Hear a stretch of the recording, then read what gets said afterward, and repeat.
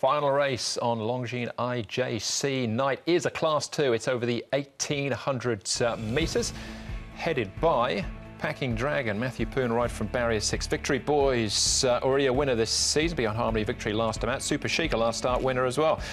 Red Warrior was third behind Super Chic as favourite, odds-on favourite last time. Red Warrior. Giant Turtle goes up in class with his last start win. Glorious Artist runner-up on the weather last time out behind Calculation. Good Omen. Another last start winner goes up in class, as does Grand Chancellor, who's first up for the John Moore Yards. Last time we saw him was back in May. Now Red Warrior, since his last start, has been up to Chungfa and came back on the third. Now we're up at the touchscreen to have a look at the speed map for this one, Brett, and a couple of key races as well. Where are we looking at as far as the tempo is concerned? I suppose Giant Turtle likes to get out and find the front. Yeah, I think Good to Slow is probably very accurate, really, Andrew, because he's the horse that's the most noted leader in the race. I think he will roll forward. A winner last start. Obviously, over the 2,200, he had barrier 1, he's got barrier 7, but the horses underneath him, I don't think have got enough speed to hold him out. Red Warrior from gate 1 will kick through, but I think he'll let Giant Turtle lead. Glorious Artist, his best efforts have been on the all-weather, but potentially he might roll forward. Packing Dragon in the older days would probably be vying for the lead with Giant Turtle, but I think he's lost a little bit of pace. Grand Chancellor comes in fresh. There's been races where he's been forward too, but I think he'll slot somewhere down there.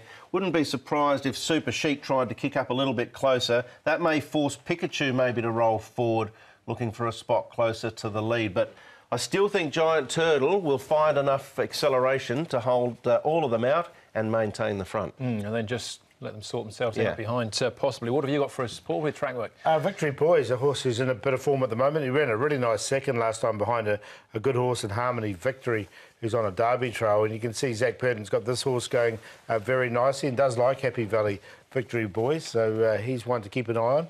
Giant Turtle, he's going nicely as well. He's the one in the pink saddlecloth on the inside, really stretching out well, and he can be a hard horse to get past at times, can Giant Turtle, but thought his track was good. Weaving between traffic there was Giant Turtle, and then Good Omen was an impressive winner last time. He's found a bit of form, and the 1,800 metres looks ideal for him. Douglas White knows the horse very well, and he's lost nothing from his win. All right, OK, we'll come back to him in a moment. Let's start off, though, with Victory Boys and his jockey, Zach Purton. Victory Boys, Zach, he's going well?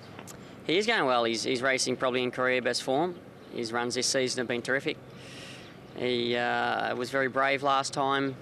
He did jump a little bit better than he normally does and raced in a handier position, which was good.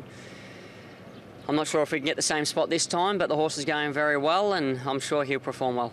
He's got a good record at Happy Valley. Is he slightly better there, or is he just the type that runs his race wherever it is? I think the competition at Happy Valley is normally just a little bit weaker when you get up into this class. But he has shown a liking for tracks that have a little bit more give in them, and he might prefer the surface at Happy Valley a little bit more. You've had a bit to do with Red Warrior, who lines up in the same race. He's up to 1,800 metres, beaten last time out. What do you make of him? Yeah, I thought his run was good. Obviously, the track that night on the inside looked as if it was a little bit slower than out the middle of the track. I had no option but to go back in there. He's been racing well ever since he come to Hong Kong. He'll be hard to beat again. Is there a reason then why you're on Victory Boys instead? Same as Country Star. I already took the rides in these races before John said the horses were going to run. Okay, that clears that up anyway, as far as the jockey's booking is concerned.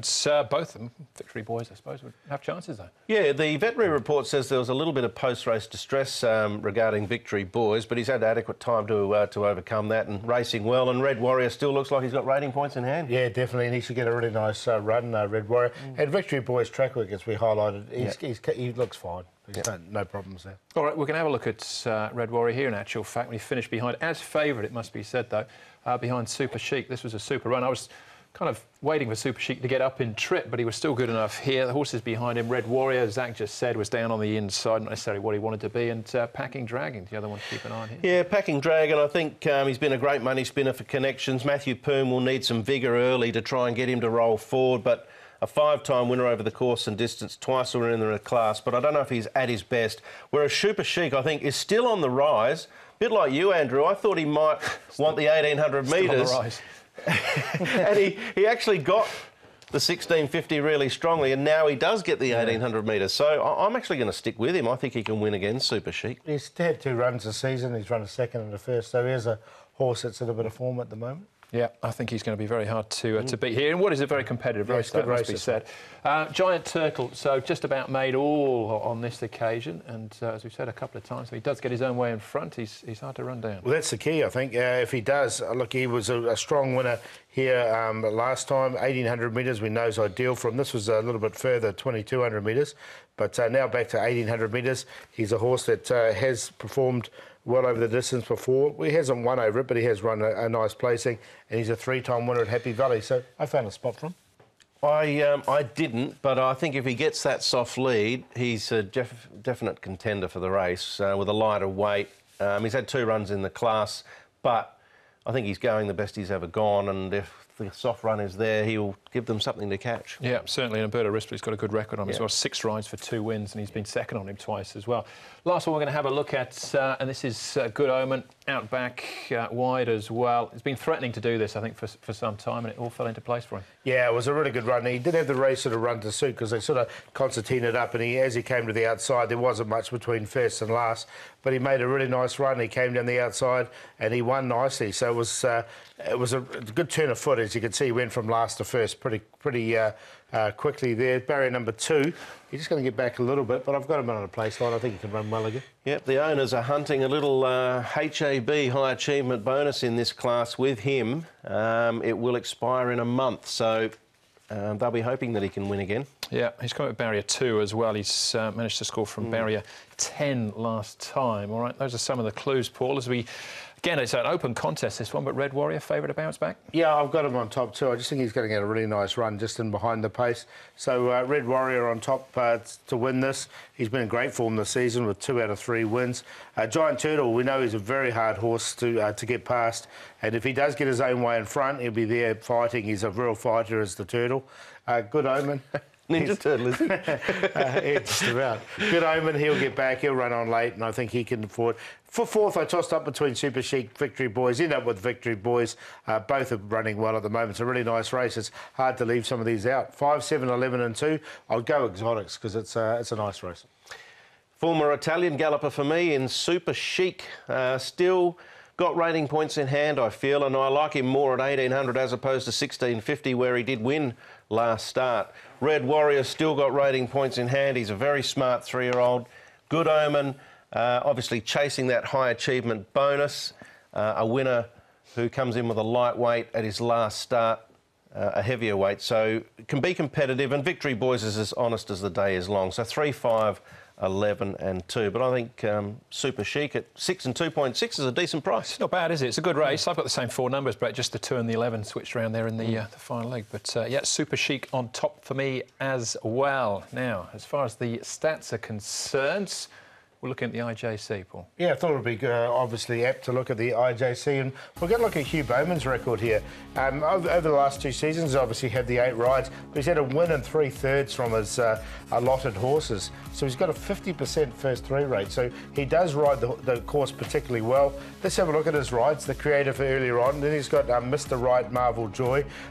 Country Star looks a big chance. Lotus Breeze, and then finishes off with a Lucky Girl. So he's got a good book once again, and obviously Country Star's the pick of them. Obviously not an IJC race, but he looks tough to beat. All right, OK, so he's got a live chance, or certainly a number of live chances. Best bets, though, Paul, what are we looking at? Well, I'm going to go one with the wide draw, but I think he can get to the front easy enough for Harbour Century. He's a really good price at the moment. He's just under double figures. Alberta Risplay's trialled this horse recently, and he won the trial really nicely at Happy Valley. Been waiting for him to get to the Valley, and he's there now. Gentry loves the Valley. He basically races there all the time. Christophe Lemaire will take over. Another one with a wide draw, but I think he can get back and run over the top of them at a decent price. I'm going to make the play of the day in race 3 with a good companion split of a second at Harbour Century, the Quinella place. Matthew Poon early on for me, with Super Eurostar dropping into Class 5. He may be pestered for the lead, but I think he can just sit there, let them go if he needs to, and he might be just a bit too solid for them in this class. Gouten of Garrow in race 3, number 11. Very tough race, bit of value for me in that 3rd. I know Paul's keen on the 12, so maybe a little couple up there, those numbers. And then the Judge, Some Street Somewhere, Electric Lightning and Beauty Day. I'm going to box those 4 up in the QQPs, maybe even the trio if you're a little bit more gamer. But I think you can get some value out of that should it arrive. All right, second leg of the IJC for me, Young Glory, Vincent Ho from barrier 1. I think he'll sit 2 or 3 back on the fence. A drop back in trip would be ideal for him, no weight on his back there. And Blocker D, SDS in the saddle, race number 6, another leg of the IJC from barrier 2. Casper Found's in tremendous form at this stage. Country Star, Blocker D and Beauty Loyal. So it's not a leg of the IJC, this one. Country Star, Blocker D and Beauty Loyal.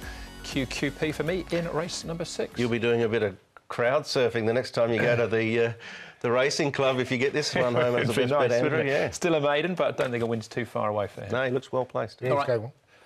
After this weekend, of course, 4 Group 1s coming up on Sunday. That's right. We've got a live webcast as well of track work for the next 3 mornings, Wednesday, Thursday, Friday. Barrier draw, all-important barrier draw coming up 11 o'clock Hong Kong time, Thursday morning. Which race is the barrier draw most important for, Paul? The sprint, definitely the sprint. The Japanese haven't had much luck with their draws. I'm interested to see where Fine Needle draws. If he draws towards the inside, he'll be definitely one I'll be interested in the numbers. All right, cut big the week second race, Andrew. ahead.